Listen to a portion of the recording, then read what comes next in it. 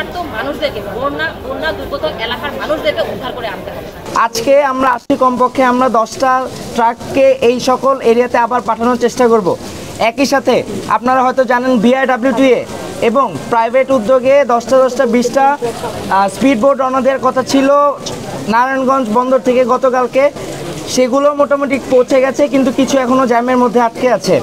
আমরা আপনাদের মিডিয়ার কাছে আরও একটা অনুরোধ করব, আপনারা তথ্যের অবাধ প্রবাহ নিশ্চিত করার লক্ষ্যে এবং আমাদের ত্রাণ কার্যক্রম কেমন চলছে এবং কোন এরিয়াগুলোতে আরও বেশি ত্রাণ প্রয়োজন এই বিষয়গুলো তুলে আনার জন্য আপনারা আপনাদের এই মিডিয়ার মাধ্যমে আহ্বান জানাচ্ছি, আপনারা আমাদের এই তথ্যগুলো তুলে আনবেন, যাতে আমরা যাদের সবথেকে বেশি প্রয়োজন তাদেরকে ত্রাণ দিয়ে এবং দ্রুত সময়ে ত্রাণ দিয়ে সহযোগিতা করতে পারি।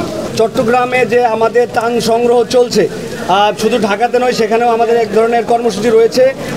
আপনারা, আমি সারা দেশের সকল জনসাধারণকে বলবো, আপনারা চট্টগ্রামের দিকেও নজর দিন, তাদেরকেও যথাসাধ্য আপনারা ত্রাণ সামগ্রী অর্থ দিয়ে সহযোগিতা করুন।